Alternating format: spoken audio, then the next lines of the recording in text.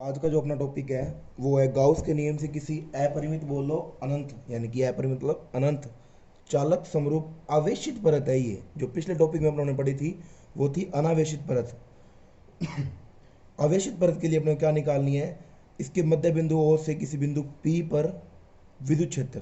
तो अपनों ने इस एक आवेशित परत मान ली। मैंने आपको उस पहले वाली वीडियो में बताया था कि आवेशित परत के आवेश कहाँ पर होगा, किनारों किनारों पर होगा, और जो अनावेशित परत होती है उसकी पूरी सतह पर होगा। आवेश आवेशित परत के कहाँ आता है, किनारों पर आया। तो मैंने किनारों पर इसके दो समित बिंदु लिए, जिससे बिंदु ए के कारण यहाँ जो तीव्रता है वो है E1, बी के कारण यहाँ जो तीव्रता है वो है E2, क्योंकि ये दोनों अल्पांश हैं, DE1 DE2। ये मान लो इस बिंदु के साथ थीटा कोण बना रहा है, ये भी सेम कोण बनाएगा, अल्पांश बराबर है, यहाँ भी थीटा बनेगा, थीटा कोण बनेगा। क्योंकि तीव्रता E1 DE2 के बराबर है तो इसको घटकों में विभाजित करना पड़ेगा। थीटा के साथ वाला घटक होता है कोस घटक, E2 के कारण DE2 कोस थीटा, E1 के कारण DE1 साइन कोस थीटा। लंबवत घटक ऊर्ध्वाधर घटक होता है साइन वाला, E2 के साथ वाला DE2 साइन थीटा, E1 के साथ वाला DE1 साइन थीटा।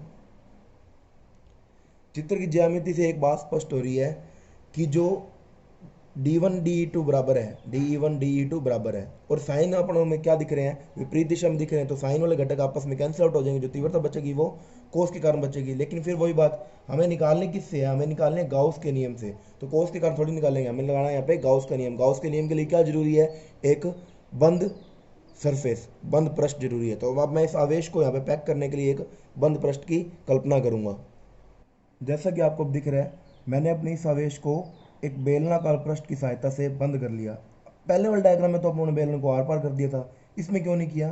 अरे अपरिमित है, अनंत है, ये इधर से खत्म ही नहीं हो रही।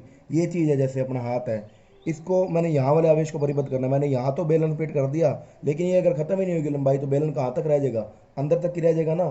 तो यहाँ पे ये जो यहाँ जो आवेश था उसको क्या कर दिया, परिबद्ध कर दिया। अब आगे देखो कि जो अपने फ्लक्स होगा फाई, वो S1 S2 S3 तीनों पृष्ठ के कारण होगा। फ्लक्स इजिकल होता है E dot D S, S1 के कारण, E dot D S S2 के कारण, E डॉट डी एस किसके कारण, S3 के कारण।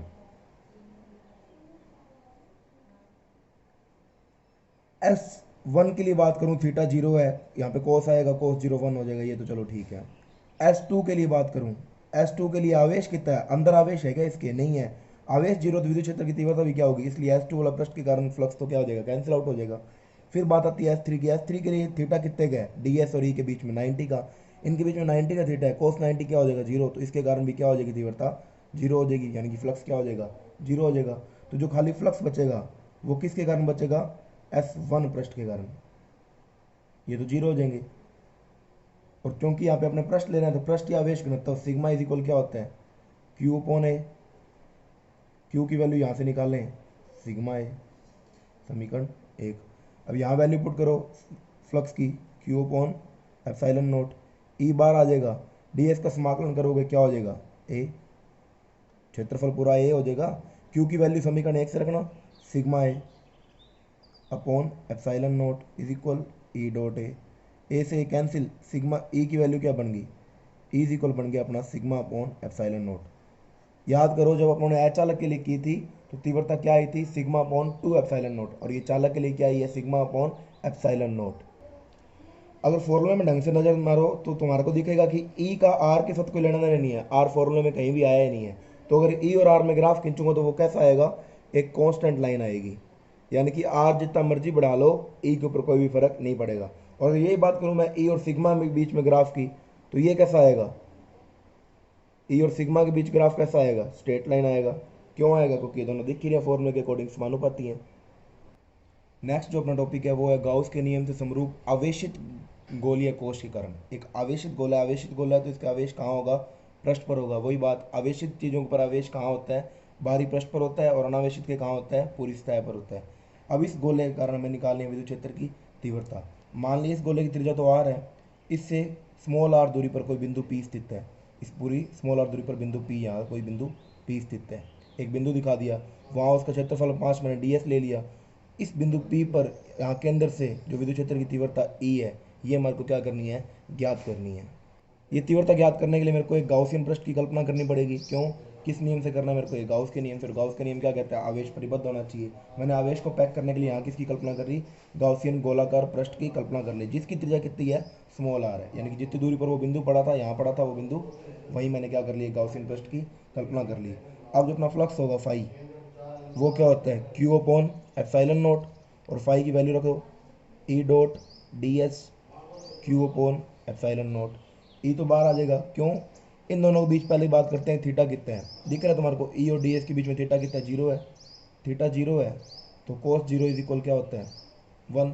ये बनेगा ई डी एस, ई बार आ गया, डी एस का समाकलन Q upon epsilon note. D S का समाकलन गोले का क्षेत्रफल का समाकलन, गोले का पृष्ठीय क्षेत्रफल क्या होता है, 4πr², Q upon epsilon note. विद्युत क्षेत्र की तीव्रता निकालनी है, 4πr² अपॉन में आ जाएगा क्यू, ये तो आ गया पहले 4π अपॉन में, एप्सिलॉन नोट पड़ा था, ये आ गया r² अपॉन में।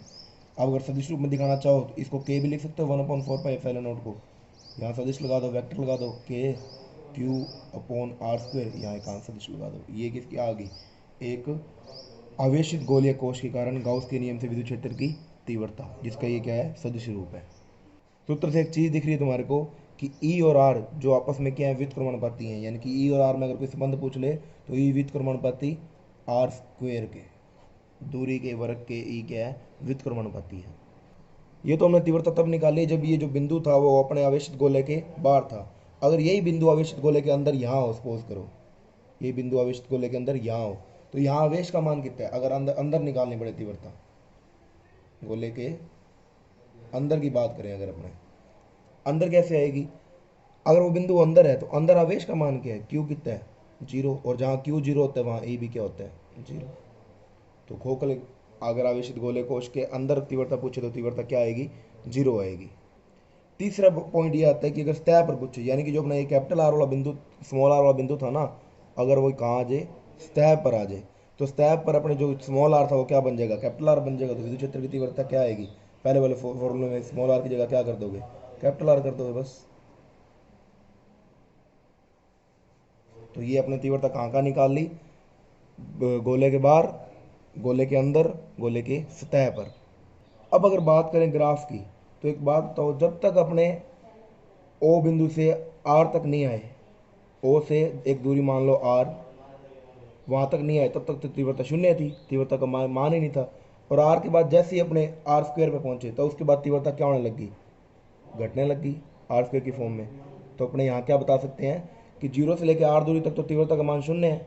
उसके बाद जो भी तीव्रता है, मान लो यहाँ तीव्रता है तो उसके बाद तीव्रता r के साथ साथ क्या होगी, घटेगी, क्योंकि ई जो है वो r के क्या है, व्युत्क्रमानुपाती है। ये अपने पहले बता